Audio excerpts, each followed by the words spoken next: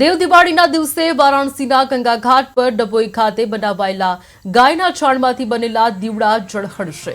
વડાપ્રધાન નરેન્દ્ર મોદીના વિદેશી છોડો સ્વદેશી અપનાવો આહ્વાનને અનુરૂપ રહેવા women's welfare foundation society for Indian development અને કહી શકાય કે નર નારાયણ ચેરિટેબલ ટ્રસ્ટના સંયુક્ત ઉપક્રમે 3 લાખ દીવડા દોઢ બાસમાં તૈયાર કરાયા। મહિલાઓને આત્મનિર્ભર બનાવવા માટે આ પ્રયોગ હાથ ધરાયો હતો। ધારાસભ્ય અને આગેવાનોની હાજરીમાં આ દીવડા કાશી માટે રવાના કરાયા।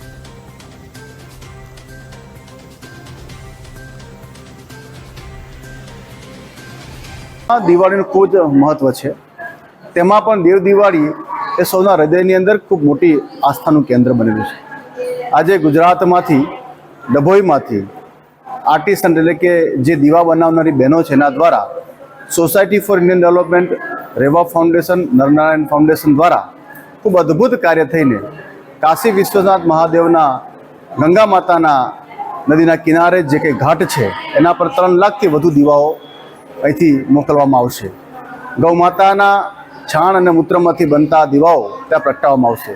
આજના આ કાર્યક્રમમાં દર્ભાવતીના MLA આદરણીય શૈલેષભાઈ અને આજ દર્ભાવતીની બહેનોએ બનાવેલા ગાયના ગોબરમાંથી જે દીવા છે 3 લાખ દીવા વારાણસી જઈ રહ્યા છે। કાશીના ઘાટ પર દેવ દિવાળીના દિવસે દીપ પ્રાગટ્ય થશે અને જે યોગીજી દીપ પ્રગટાઈ રહ્યા છે એમાં આપણા 3 લાખ દીવાનો પણ ઉપયોગ થશે અને ઘાટોની શોભા વધારશે।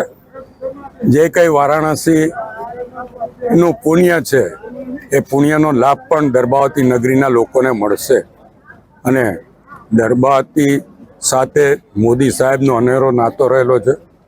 દર્ભાવતીની ગલીઓમાં એ સ્કૂટર પર ફરેલા છે। વડોદરા અને વારાણસીનો નાતો પણ અલગ છે। મોદી સાહેબ 2014માં વડોદરા અને વારાણસી બંને ઠેકાણેથી લોકસભા ઇલેક્શન લડ્યા હતા। વડાપ્રધાન બનાવવામાં વડોદરાનો અને વારાણસી બંનેનો સહયોગ રહ્યો છે। ત્યારે આ વારાણસી ઘાટ પર દીપ પ્રાગટ્ય કરવાના છે યોગીજી, એમાં પણ વડોદરાનો અને દર્ભાવતીનો સહયોગ રહેવાનો